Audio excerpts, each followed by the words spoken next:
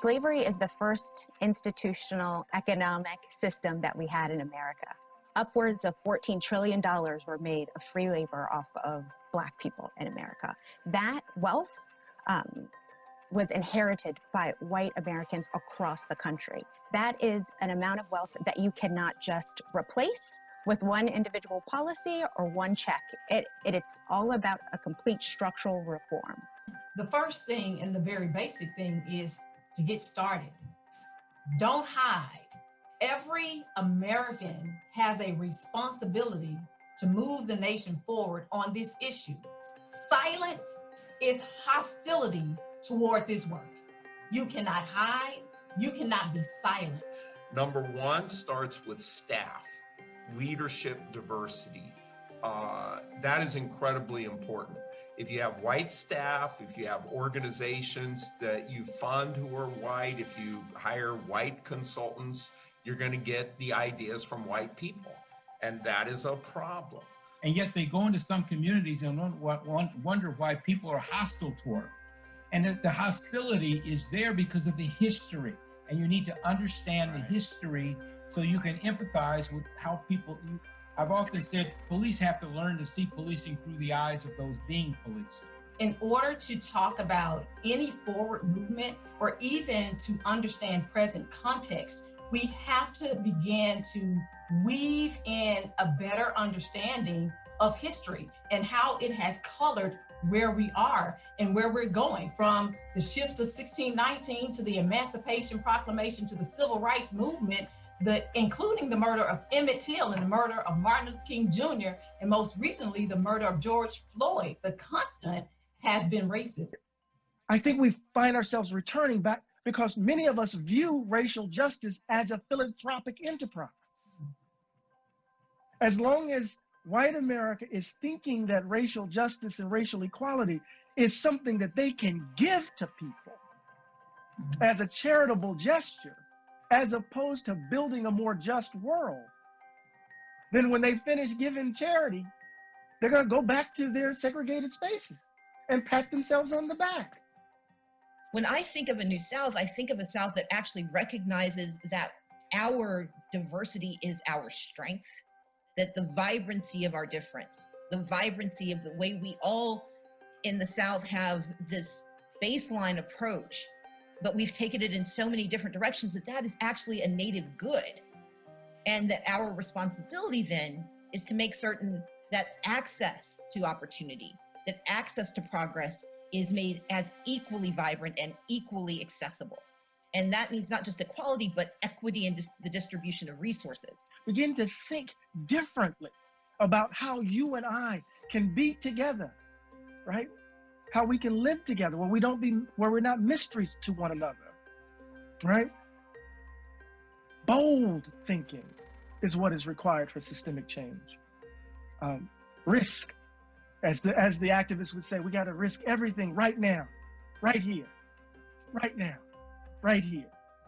That's what I think will be the basis of long-term change.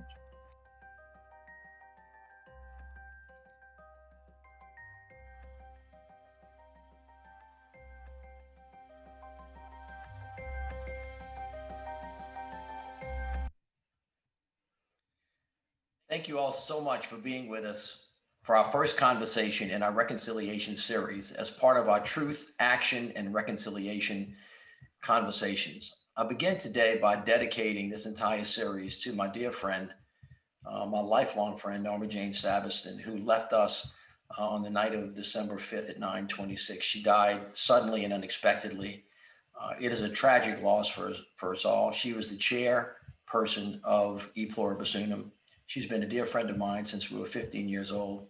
She went from living and working in difficult neighborhoods in the city of New Orleans, becoming the chief of staff to 2 United States senators. She's been advisor to every governor and every mayor that the state of Louisiana has had. And there's not one big thing that's happened in the state of Louisiana and in many ways across the country without her love, her tender care, and her input. So we're going to miss her dearly, and we dedicate this series of reconciliation converses to her.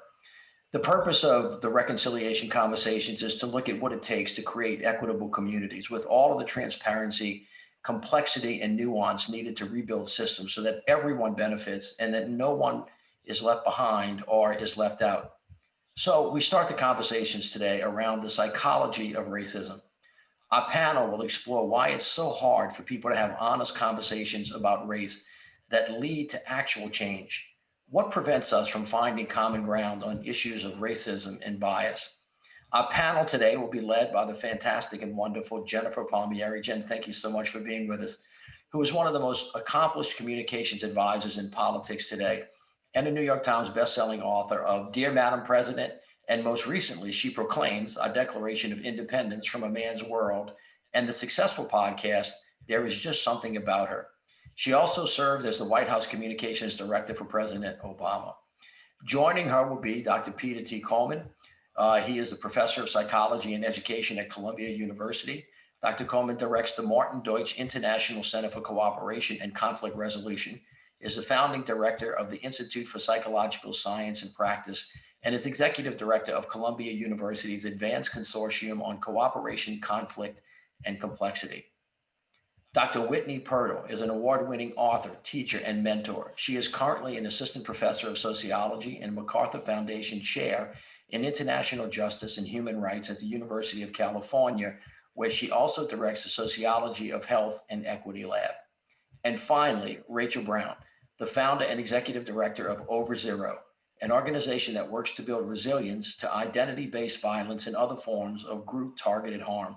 She is recognized as an expert on confronting hateful and dangerous rhetoric, and her work for the past decade has focused on using communication to prevent violent conflict. Thank you all so much for being with us today. And now, Jen, I'd like to turn it over to you for what I know is going to be a thoughtful and provocative conversation. Thank you. Thank you, Mitch. And I'm honored to be asked to do this and really excited to be here. So we'll dive right in. I have the same question for all three of you. And why don't we start with Rachel taking this first. Throughout the Truth in Action series, EPU spoke with many experts and leaders whose work revolves around the history and impacts of race in our country. We know that it's not something that's inherent in us. It was a structure that was constructed and built. I want to start with asking each of you to tell us about your personal philosophies around the origins of race and its intersection with people's behaviors today, and the role that race plays now in the work that each of you do to sort of introduce yourselves to the audience. Rachel, you want to start first? All right, thank you so much, Jennifer, and thank you to EPU for hosting this conversation.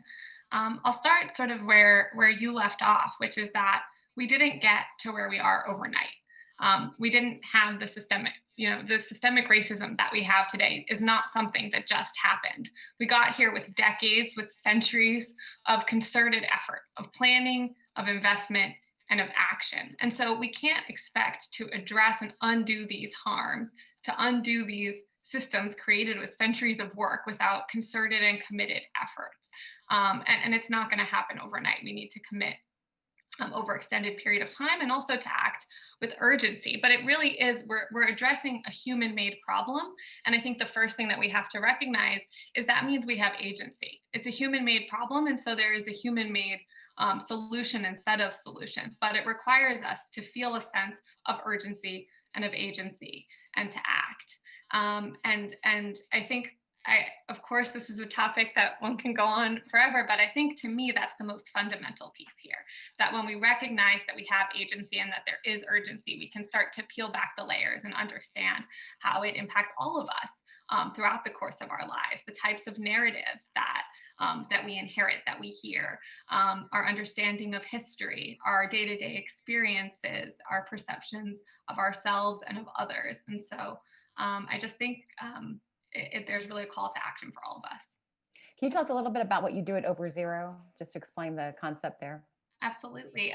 So the name Over Zero actually comes from sort of a math rule, which is that any x over 0 can't be divided. And we focus a lot on the role communication plays in dividing societies and driving them towards conflict, and in particular towards targeting and harming different groups of people based on their identity. And we see really common patterns of communication and of narratives that tap into our deep underlying brain wiring and our psychology, that construct narratives of threat and activate fear. They put social pressures, they essentialize whole groups of people, they dehumanize groups of people. And so our work is about understanding those patterns, that communication, so we can recognize where it exists in our society, and so that we can peel back those layers to understand how it operates and take action. So we really work to bridge the divide between what we have learned from research, from work all around the world to address conflict, mass atrocity, genocide, other forms of group targeted harm, and really put that into the hands of people who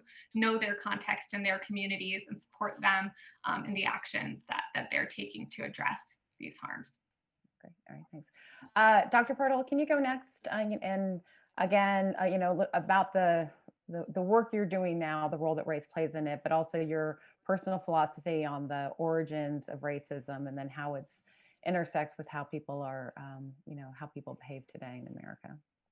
Yes, thank you again for this invitation to be here, to be talking about this really important topic and this introduction question. For me, as a sociologist, someone who studies race, it's very important to think about the origins of race and racism before we think about the solutions to those things. And that's because if we think about race and racism, we can understand how they were invented categories and invented systems. So when I talk to students or anyone in the community, it's really important to make sure we have a sort of level understanding of what these concepts are.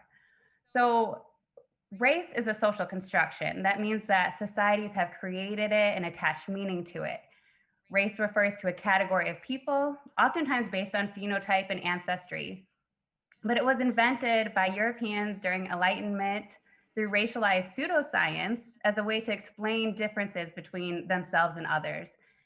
Racism is the correlating system that then justifies treating people differently by racial group membership. Racism is also invented then, but is seen as the system and the organization of races into those hierarchies.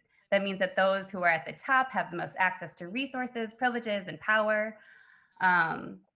And that these can be reinforced through systems and power even to this day. So given that racism and our understanding of racial categories predates all of us here, as Rachel was just saying, I think it's often hard to see these things because they're so normalized and built into the foundations of our country, our institutions, our ideologies, our socialization. And so we really have to build up that sort of critical consciousness when we're thinking about these concepts. But I think some of that starts with the historical foundation of understanding we invented this. And so we need to think about what it means to reinvent both our understandings of race and racism. So, oh, sorry, go ahead. Oh yeah, I was just, in terms of the work that I do, for instance, I do work related to racial health equity. And so part of that work is saying we see vast disparities by race in a whole host of outcomes, including COVID-19. For instance, that Black, Latinx, and Indigenous people are 3 times higher to die from COVID-19 than their white counterparts. We see those racial differences, but those differences aren't tied to a biological understanding of race. Remember, race is a social construction. It's tied to systemic racism that puts particular groups in harm's way. So yes.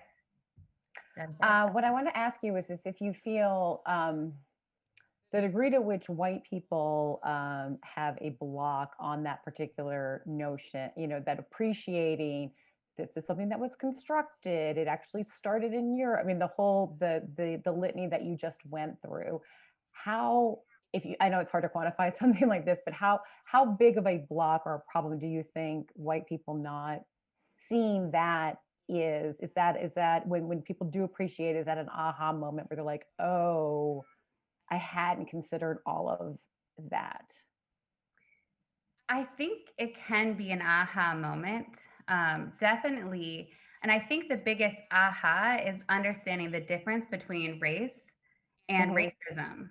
Because sometimes people learn about racism and then they become afraid to talk about race. Race is just a way of organizing. We have gender identities, we have sexual identities, we have racial identities. They're very meaningful. I, for instance, am proud to be a Black woman. There's nothing wrong with understanding race, but it's the racism part that we really need to address and think critically about, and how and why there are so many like different systems of power and hierarchies of power that means that some racial groups have been systematically disadvantaged. So I would love if we talked more about race as a positive attribute that many of us carry, and more about how we can address racism to make sure those positive things are equal for everybody. And so really trying to disentangle, even though those things were co-created, we need to think about how to address racism. And part of that is being comfortable to talk about race. Wow, okay, right. That makes a lot of sense. Dr. Coleman? Yes. Well, thank you for calling on me last, because I think as the white man on the panel, and as given the fact that white men have perpetuated racism in America from its founding, I think it's fitting that I listen and learn to some of the fantastic comments that came before me. I mean, I see racism as one of the original sins of America. You know, rather than the American dream, I think racism is the American nightmare. Our country was founded on the betrayal and attempted genocide of its indigenous people. Its economy was founded on slavery. So racism is really in the DNA of this nation. And my approach to this is to study conflict. I study conflict, I study justice, and I study peace processes, and racism intersects with all of those things. One of the main focuses of my research is to try to understand why change, particularly institutionalized racism, change around that, why it's so hard fought, why is it so slow and set with setbacks, and it's complicated, because I think the two previous speakers have mentioned are all true, that there are these structures, and the structures are in our neurological systems, in our brains. Some of it is inherited, and then much of it is learned. And so, and you can scale up those structures to, opportunity structures and the prison industrial complex. There are all of these structures that reinforce this. And so it is a complex system that is very hard to change.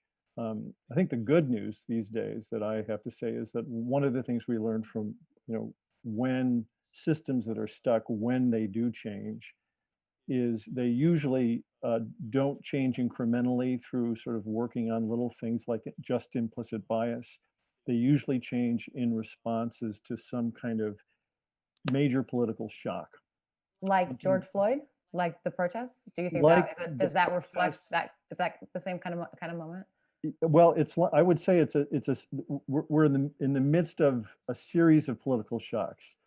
Trump's approach to the presidency, COVID and its implications on people of color, and its implications for the world economy, and in the context of that, racial injustice and the movement around that. There are many of these destabilizing factors that are changing life. I mean, where the fact that we're not face to face, that we're on a computer, and that we spent the last year on a computer, is a radical departure from how we usually live our lives. And in some ways that presents an opportunity for us to really start to challenge all of these structures that we've inherited, that we, embody, and that we live in. And as I think Whitney said, as we normalize, we tend to accept as the status quo. And do you feel that, I mean, you said that when this kind of change does come, it comes sort of big and not, and is there an example in history that? There are many examples. So I will say what happens is it doesn't come big, something destabilizes us. And then that changes things, which change things, which change things. And then eventually you start to see really significant transformation. And so, yeah, there are, polarization in this country, I think, is a good example of it, the political polarization we're in right now, because we haven't been as politically polarized as we are today, but we have been on a trend since 1970 of political polarization, both in Washington and, more locally on the ground, by a variety of different measures. So this is a long-term 50-year trajectory of polarization. And some would argue that that came about because of the shocks that happened in the late 1960s, the political assassinations that we saw, the anti-establishment movement, the anti-Vietnam War. There were many significant cultural ruptures that took place, and about 10 years later, you start to see our country divide and move into this trajectory of division that we're stuck in today. So that's one example of when things go bad. And what the research tells us, there's a lot of research on this, is that difficult conflicts like this can actually become improved after major political shocks. It's not a given. There's a lot of work we need to do in order to right the ship, but it is a tremendous opportunity for that. And I think that it's something that we need to be mindful of and approach with a sense of urgency. And so the COVID major shock, sort of revealing brokenness in the system across the board. George Floyd, it's like part of that political shock, like laying bare, I think for a lot of white people, it just sort of laid bare, oh, this doesn't just happen to some Black men, it happens to all Black men. Yes. It's like the combination of these things could give us a moment now. Yeah, and I would add to that the Trump administration and his approach to leading, because I do think that paradoxically, Trump has shown a hard light on racism and sexism and xenophobia in this country, and what it could lead to. And I think the combination of those things have been so profoundly destabilizing that many of us, more inclined for a reset. There's a group called More in Common that studies division in this country. And they found that something like 86 to 90% of the people at this point are so exhausted and fed up with the vitriol and hate in Washington, with the attack of each other, and really hungry for compromise. And I think that's promising. And usually that only comes when an individual hits bottom, or when a nation hits bottom.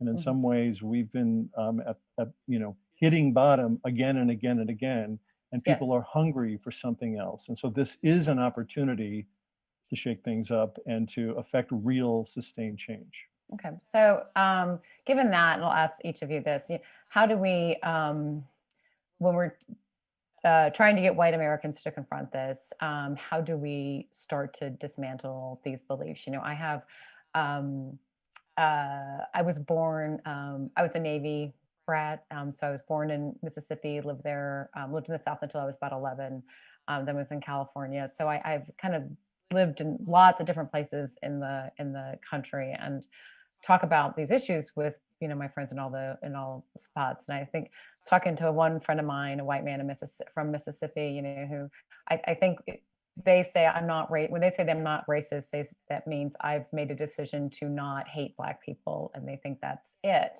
And the presence of struggle in his own life seems to make him blind to the fact that a Black man's struggle is more, right? He says, I don't have white privilege. I worked really hard to get where I am. And I was like, I know you did, but a Black man who worked as hard as you did would not have gotten there, would not have gotten where you did. And that actually seemed to make an impression on him. But Rachel, I want to go back to you. How do you think you start, I got in this a little bit with Dr. Pirtle, but how do you think you start that dismantling if you're talking to white people? There's so many layers here. I know. I mean, where do we start? Right? How do we do this? That's what Mitch was saying before. How? I mean, and the example that you gave is an interpersonal conversation, and probably one of the reasons that you're able to have that conversation is you've built up trust with this person. They Yes. know you. There's a Mhm. reduced level of threat because there's a level of caring there, and you're able to push in a way that he was able to care. You're able to open his eyes to a new experience, right? So there are things that we can do thinking about our connections in our own lives and where we can make an impact through those types of conversations, of working to open someone's mind, bringing down that self-defense and that sort of automatic threat response that people might have, which can be reduced through relationship, through tackling it from a different angle, saying, well, let me give you a new piece of information. But I think that at the societal level, we also have to think a lot bigger. And I think there's a couple of things just to flag to be aware of. And one is how influenced we are by what we think our peers are doing or think is normal or believe in. We're so influenced by social pressure and our social perceptions. And I think that talking here about specifically reaching white people who might experience a level of denial about systemic racism, who might find it threatening, it is absolutely critical to build role models and education as a long-term process. So it is essential. We call this in our work a lot of times within group work. So there's work to be done in a group that sees and perceives themselves as part of a group and is looking at their peers and their influencers, that they have a within group pressure or role model or someone showing them the way. And I think that those norms can be set in interpersonal relationships, but even through stories.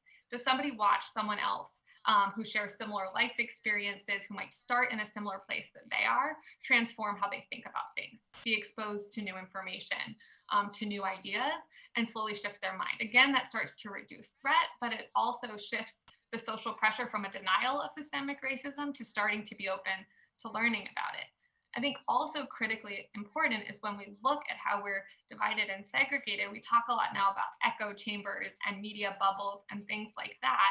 I think that often gets talked about on an ideological spectrum, when the reality is, and if you look at the history of this country, often the things that we're shielded from in our bubbles have been experiences from people with different backgrounds, whether that's race, religion, immigrant, non-immigrant. And I think that when we're talking about systemic racism, we also have to look about the experiences that people have, not just in their real life, but the vicarious experiences. What story is our media telling? How is that inculcating different biases and narratives about characteristics of different groups, about these social hierarchies? What are the stories being told in movies and television shows, and who's writing them, and who's telling them? And I think I'll tell you, it's a whole lot of white men. Right. So there's this structural challenge in this storytelling and I mean, even when it is women, even when it's stories about women and stories about women of color, you think this is, the Queen's Gambit, which is a story about a white woman, but everyone's like, oh, it's this great story about a woman. And then it's created, written, produced by men. And so I think we can do what we can do in our interpersonal relationships. And at the structural level, we also have to ask if we want, for people to start to recognize systemic racism as a reality and as a problem, they also need to be exposed to the experiences and the stories of people who experience it on a different end than they do. And that needs to come directly from people who experience it. So I think we have to think at the systemic level, how do we create this change and create incentives for it? Well, Dr. Pirtle had a great op-ed to that, that I think could have that impact. You wrote this op-ed for the Griot, Black Women Need to Be Free. And I, at the time of the Floyd protests, I wrote a piece for Vanity Fair that was geared towards white women who, were taking to their Instagram pages to try to solve racism in one single post and tell them, stop. You have to listen, learn, and sort of absorb the history of white women's role in maintaining a white male patriarchy that has done a lot of harm, from the individuals to the woman who falsely accused Emmett Till of assaulting her, to the woman who falsely accused a man in Tulsa of assaulting her that led to the Tulsa massacre, up to the Central Park bird watcher, right? That this is you may not be personally responsible, but this is part of your legacy and your history, and you have to understand that. And I found the piece that you wrote to be very compelling in showing how in Black women's lives these systems are causing death, right? Actual death. I mean, there's a couple of things I want to quote from it that really struck me. One is, if we all want to be free, we need radical healing and to center intersectional analyses of Black women. And then you talk about Breonna Taylor and a woman, Deborah Gatewood, who was a healthcare worker who died of COVID after, if I'm getting the facts right, correct, if I'm not, correct me. She was a healthcare worker when she showed up at her at the medical center that she worked at 3 times to get treatment. She was denied and she eventually died. And you wrote, we cannot forget that both Breonna Taylor and Deborah Gatewood were healthcare providers, but died at the hands of the pandemic and the police. And I was just like, oh, if you needed a better explanation for how all of these things are connected and within a system, both in the healthcare system, the judicial system, both of these Black women died because of that. But tell us, you talk about radical healing. What does that really, after coming out of this, what does that really look like for Black women to be free? Yeah, thank you for that question and sharing more of the op-ed that I wrote. The perspective was really rooted in Black feminist thinkers who have been talking about what you just pointed out, that the fact that there are multiple layers of systems that often intersect.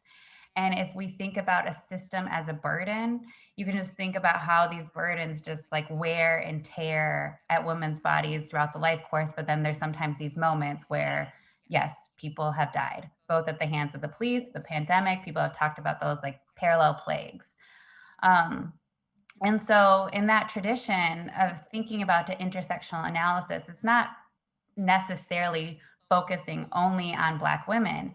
It is centering Black women who have historically been erased throughout these narratives of, let's say, racial change or women's rights. But it's the idea that if they bear the brunt of these intersecting systems, and they are one of the most marginalized groups in the United States, if we center them in working towards change, then what we do at the same time is help eradicate multiple systems of oppression at the same time. And so that's what intersectionality teaches us, to think that we don't live these one-dimensional lives, and our progress and our activism and our solutions have to be multidimensional and intersectional as well. And so the idea of radical healing is also centered within this Black women tradition.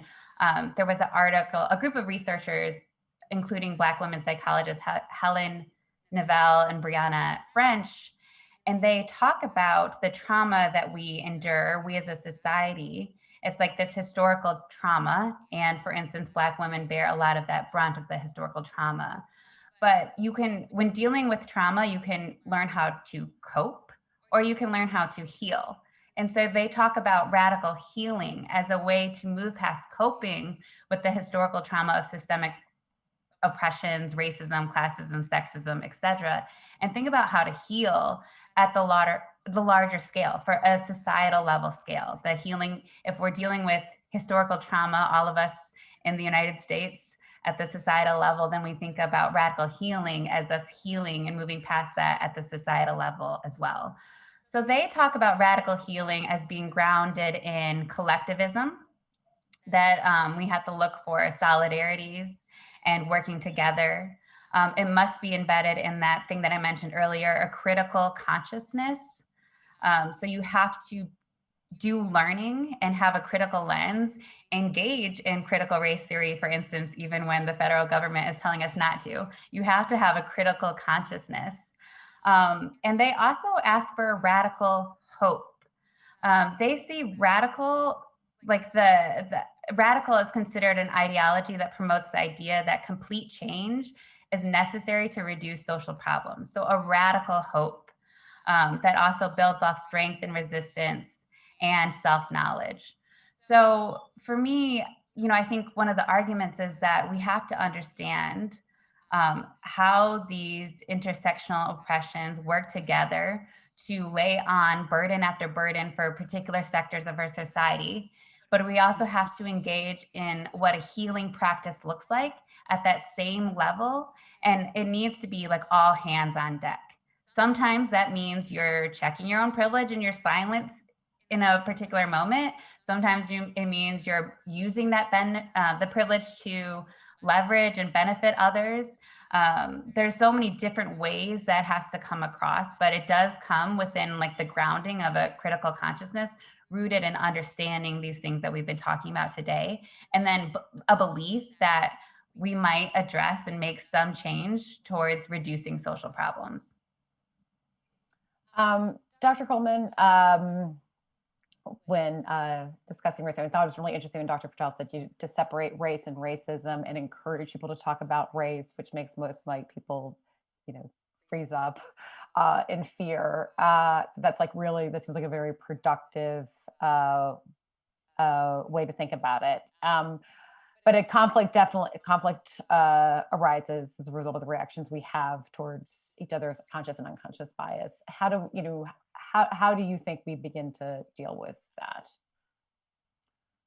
Well, it's taught and learned, right? Yeah. How do you grapple with the process of identifying the things you've been taught and working to unlearn them? Well, first I just want to say how thankful I am to be on this panel, because I'm learning so much from my co-panelists, Whitney and Rachel, and their insights into this, I think, are fantastic.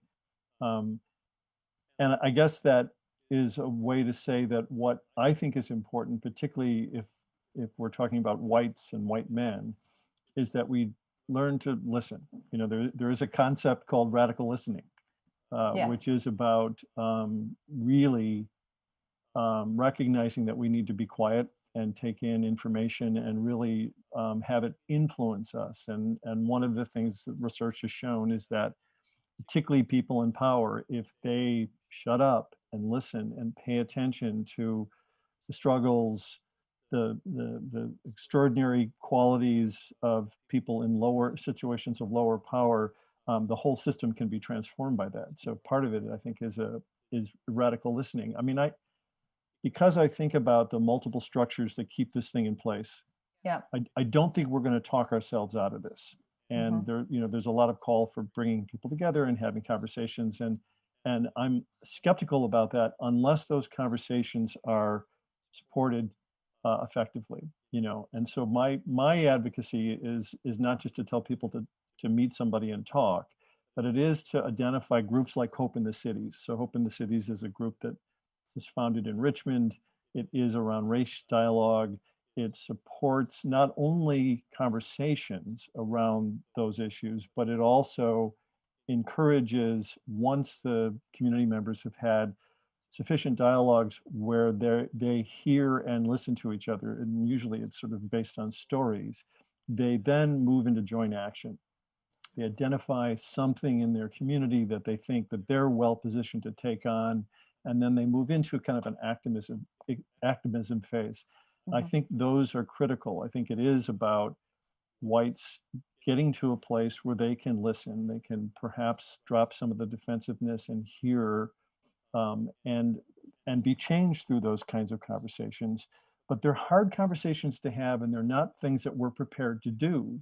Most of us are trained to, when we get into anything that's political or threatening, we move into debate, and debate is a closed process of communication to win a game, to win an argument. Yeah. And the opposite of that is something called dialogue, which is listening to stories, sharing stories with one another, and really taking those in and allowing ourselves to be effective and to discover new things.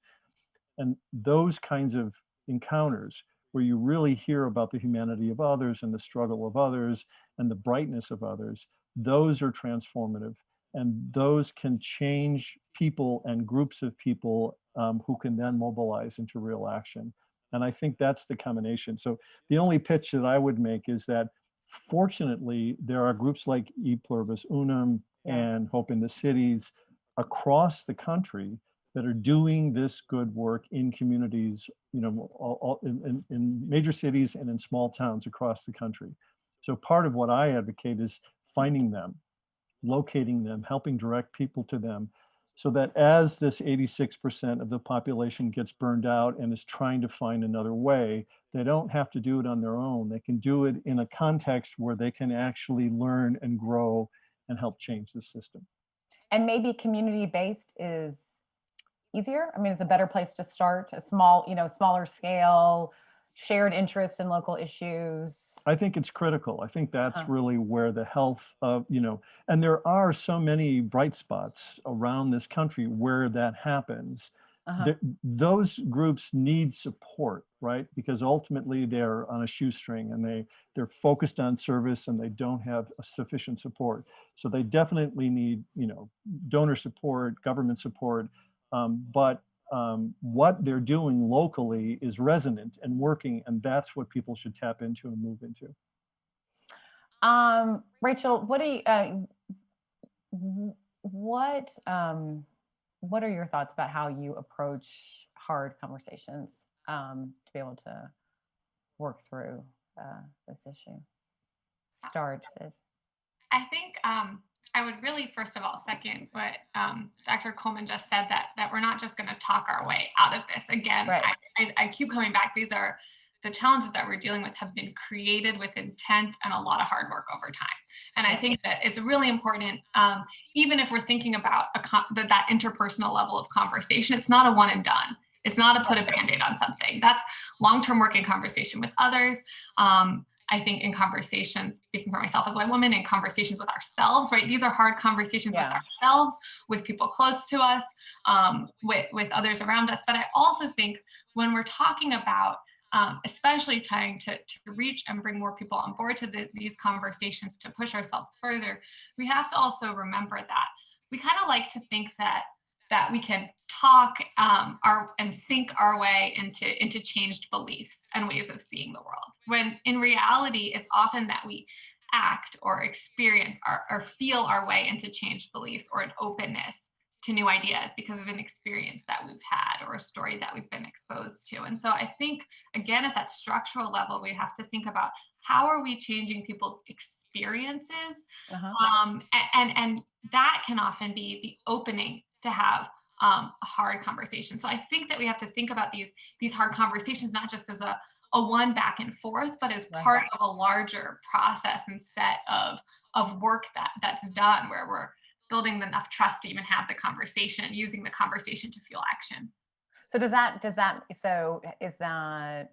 that look like? That means that happens in the way our children's classes are run and what they're taught and the stories that Hollywood is showing us. Is it, do you think that it's like it then, and I don't, and I'm really interested if in other countries, there's an example you could point to where, I have a couple of thoughts about this. One is that it is, Dr. Coleman sort of like set the stage about a big moment. I know I'm not using the right terms, but we certainly are in one. And then you just see change sort of across the board. The stories that are told by Hollywood, people protesting, what white people go to look for now in terms of finding, like educating themselves more. Maybe schools start to change. Does it happen sort of across the board like that? Or the other thought I had is, or is it, there's an issue, maybe it's healthcare. We want healthcare. This is part to the point of the piece that Dr. Pirtle wrote, right? It's like, I'm paraphrasing again, but it's like, if Black women are doing well, that means everyone's doing well because they are often the most disadvantaged. So, is it better to like pick an issue, healthcare, and get rid of racial disparity there? And once you've done that, then you've sort of dealt with a structural problem. So is it more culture or is it issue-based combination? You might not. I'd like all three of you to chime in on this. I know that that's a lot, but. You might not like this answer, but it's all of the above, right? Because if you think, it's a big problem. I would think it would be all of the above, right? Systemic racism if you think about every space that it occupies in our society, that's every single space that we need to do work. So it's at every single level. And I think that At the local level, those issues, finding issues that bring people together to think about what is a shared goal and a shared future that lets us imagine our future is bound up together, where each of us is able to access healthcare. Now you've also you've drawn a boundary around a new group, people that care about healthcare, and people can start to see themselves as part of a greater whole with each other. But we also can't stop there because we're not starting all on even ground. We're starting with a lot of built-in inequities. So I think that conversation needs to be matched with action. That's how people, again, start to feel their way into feeling like they care about someone else's well-being, being open to challenging themselves, starting to see and draw different group boundaries, and even do something that might feel hard for them in order to move things forward. But I think it has to be across the board, because we can start with those types of conversations at a local level. You might find one small sliver of common ground. People care about this one issue in their community, right? Yep. There's been a major industry that left and they're figuring out how to have an economic recovery. That's a moment to bring everyone on board to benefit everyone. But that shared action or shared issue should be not the end game. That's your opening to start to address these longer term issues. Water in Flint, water in Flint, Michigan, that's Dr. Pirtle, what are your thoughts about, if you have a sense of where if the focus should be culture and issue based in terms of dealing with structural racism, educate, is it all of the above? How do you approach it? Yeah, I mean, I agree that it's all of the above. So let's say we had a focus. Right now, a lot of us are very focused on health, given that we're in a pandemic. So let's say we put our focus on achieving health equity. We'll take the racial disparities in COVID-19. You can't address health equity if you don't address racial equity as well. When we're thinking about, a move towards universal healthcare, which I'm a full supporter of, but we know that there are racial bias in our health institutions. So that alone wouldn't address those bad outcomes by racial group differences. We could do the same thing if we look at education. We're seeing an increase in education gaps. A lot of those are patterned by race. So our education equity is also going to be attached to racial justice equity as well. If we look at incarceration in prison and detainment at the border, all of those things also address race, ethnicity. It's just really hard to disentangle if we're really thinking about justice and what a just society looks like. We can focus on any institution. I think we need progress in all of those, but all of those are going to have an undercurrent of racial injustice given the foundations of our country. And so, if we wanted to focus our attention on one, I say fine, as long as we're using like a radical approach to doing it, because then it could also address racial equity as well. Sorry. No, that's fine. Go ahead. I am, there's so many political divides, right? And Congress is so dysfunctional. And so a lot of people are very, I'm an optimist, so I'm always thinking we've hit rock bottom. And things are going to get better. And one thing, I know you worked particularly on healthcare, racial disparities and healthcare. And I talked to Nicole Hannah-Jones recently. I interviewed her, the 1619 Project. And, she wrote about racial and education disparities for a long time. And then started the 1619 Project to go back to, show, I feel like that's been very effective in explaining, that project has been very effective in explaining structural racism. And I have a thought that part of the problem with the political dysfunction is not that people really disagree on solutions, but they don't agree on what the problem is, where the problem comes from. And I think if people understood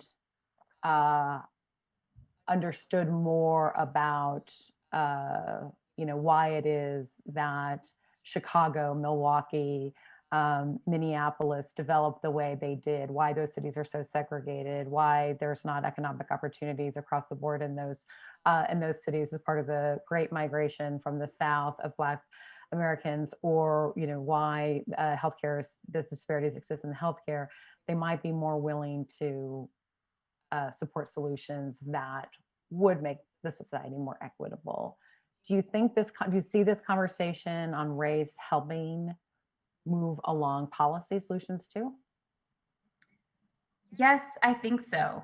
I think that, you know, again, that a historical understanding that's informed by, you know, reasoned research, lived experience, these conversations, they're all critical and they should coincide with policy change. But at the same time, I'm not the only one, but I just sort of think that we should stop asking if people believe if racism exists, because there is so much evidence out there that says it exists. That just, I feel like we're taking steps back if we're thinking about solutions, but asking if something is a problem. It is a problem. So our question needs to be less about, does racism exist and what do we do about it? It needs to be, there is racism and here's some evidence and now what do we do about it? Like, I just think that part of the question is at this point outdated, and asking people to debate whether that exists, I think just puts us in a cyclical path where we're not getting towards the solutions. So that's sort of one example or one way I would address that question. But the other aspect is you did ask about policy. And I think, again, I'm looking through a health lens.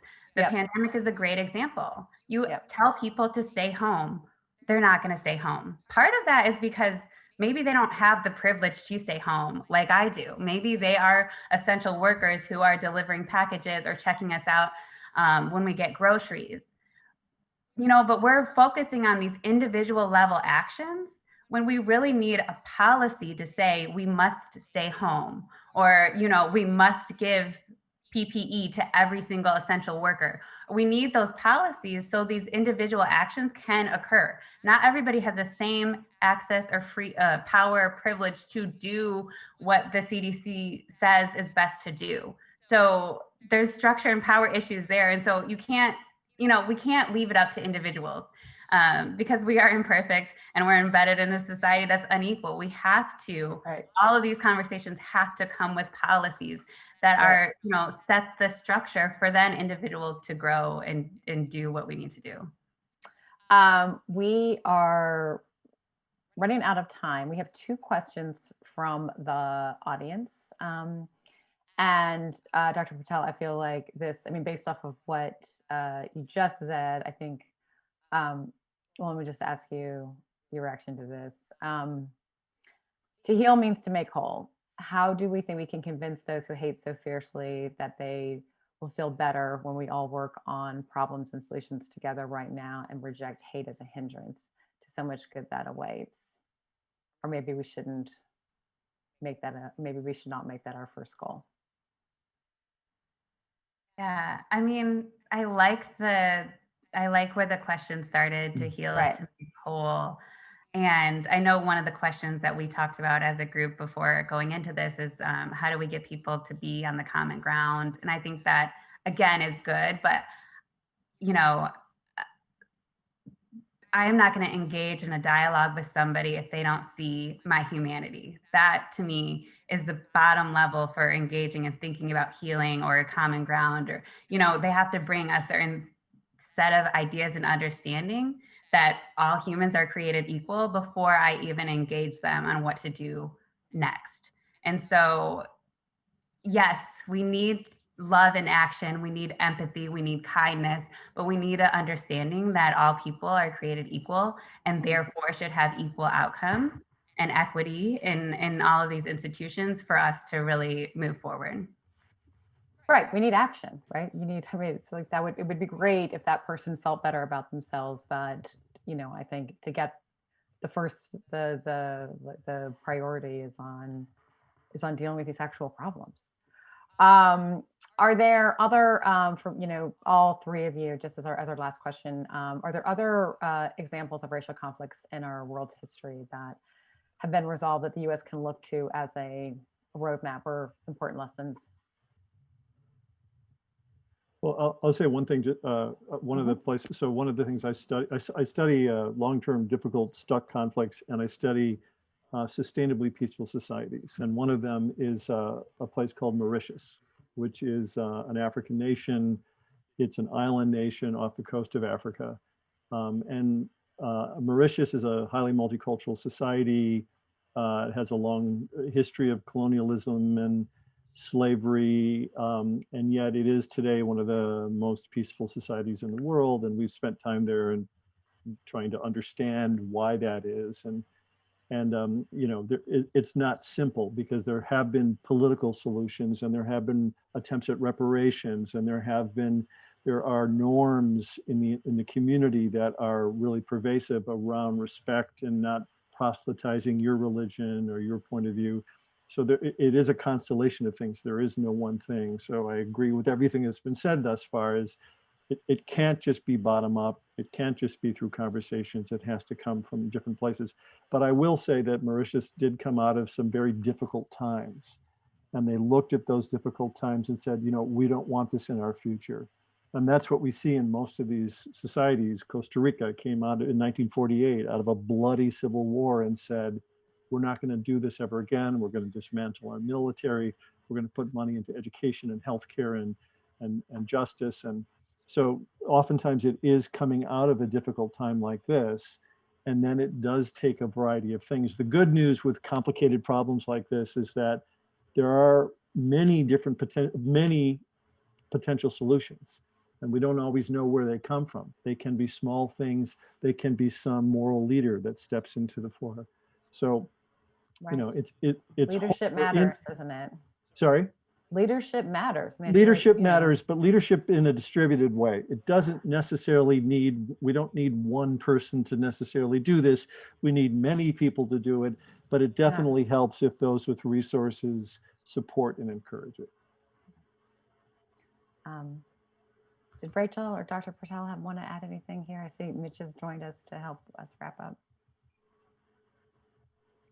The only thing that I would really add there is really to piggyback on that it is, when we look at what makes a society resilient to different forms of violence, it is about a constellation of actors and a constellation of different types of effort. There are commonalities, there are patterns of what we know in some of the examples of the greatest harms that have been committed, and there are patterns in what we know of what works, but that decision to act, that decision, that commitment to action, and creating the space for action and the support for action among that constellation of actors really matters. And it matters that it's based on a shared and real understanding of history. And I think that coming out of the atrocity prevention world, the US is a post-atrocity context when we look at our history of slavery, of the genocide at the founding of this country, and that we haven't fully reckoned with that past. And we haven't, if you think the word reconcile is to restore relations to being right. If they weren't right in the first place, well, that's a really big task ahead of us. Right. That it's not actually reconciliation. Yeah. Right. So the question is, how do we make something that's whole? And to do that really requires a recognition of what's happened to this point and a shared understanding. And then that shared commitment to say, we're not going to let this not only not happen again, but continue to be the way that it is. Dr. Pirtle, is there any moment in history that you look back on that gives you sort of a, I mean, I don't know if there's not a model for this, certainly not on the scale of the United States, but is there something in history that you point to, you're like, that is how humans change or progress is made? That's kind of your, you're like, that anchors you. Mm-hmm. I mean, every time I go deep into movements that have been successful in the past, I'm always in awe of the risks, I guess, that individuals took at the personal level for their families, but also like as a collective, what they were able to put on the lines. But when I look at movements that are happening now, especially among youth, I'm also in awe. And I think that we have a lot to learn. And so I think that I'm just any of those people who put boots on the ground and risk, put their risk out there for change. I just want to give major shout outs and kudos to. So I think, it's those moments. We haven't seen it, I guess, widespread that we've had true reconciliation, but we have made progress. And it is people who are out there pushing for that progress that really, I think, should get our support. And I guess that's That's what I would say. And one just final thing that I'm thinking about these questions about what can we do at a practical sense. And one final thing I'll say is I really think we need to get rid of zero sum thinking. That it's this idea that like if somebody wins, somebody's going to lose. Totally. And I think if we think about if we bringing more people to the table means more of us can win, you know. And so I think it's really just it's not pie. Yes. It holds, I mean, it really is that, I mean, I feel like if people could just lose that from their brains, it would make a really big. It's yeah. Angela Davis says that freedom is a constant struggle. We are going to be in this struggle together, but we're struggling for liberation to win, and that would benefit everybody. Dr. Landry, I feel like that's a good place for us to end. I don't know. Well, that was fantastic, Jen. I really appreciate all the incredible ideas that you guys had today. So many provocative thoughts. Radical is really not a bad word. It's about radical love. It's not wild. It's about understanding that we have to change dramatically if we want to be different. Rachel mentioned something just a minute ago about, well, is it really reconciliation? If we were never together before, reconciliation is kind of getting back together. There is a thing that we have come upon, which is to say this: we're going to build it back, not like it was, but the way it should have been had we gotten it right the first time. And the genius of America, that we all come to the table of democracy as equal, is that it is the thing we need to do in order to fulfill that more perfect union. So the better we get at this, the more uniquely and authentically American we actually will be. And not only is it the right thing to do, as Whitney just said, but it is the thing that is going to be better for us all. And how to begin that conversation in a thoughtful, provocative way that actually leads to the kind of action that Peter talked about is where the power of the conversation will come from. And so I really appreciate your insights and your knowledge. And as we come to the end of this very challenging and tragic year, a year that all of us are going to be happy to see leave us as quickly as possible, at EPU, we have what we're going to call radical hope. I have a hope that we are going to see new opportunities, new ideas, new actions in 2021, because it is out of tragedies that we begin to see amazing things occur. We saw this in Katrina. In our darkest hour, we saw angels among us just kind of rise up out of nowhere, point out to us the obvious and flaws that we have ignored for such a long period of time, and then begin to show us how actually you build back from the ashes. And that's why I'm hopeful for our nation's physical and emotional health. And EPU is going to be eager to begin 2021 with new focus, new energy. And we will see you all when we continue our reconciliation series. So have a very happy holiday season. Thank you, all of you, for joining us today. And thank you, our panel, for such a wonderful and provocative discussion. Have a great day.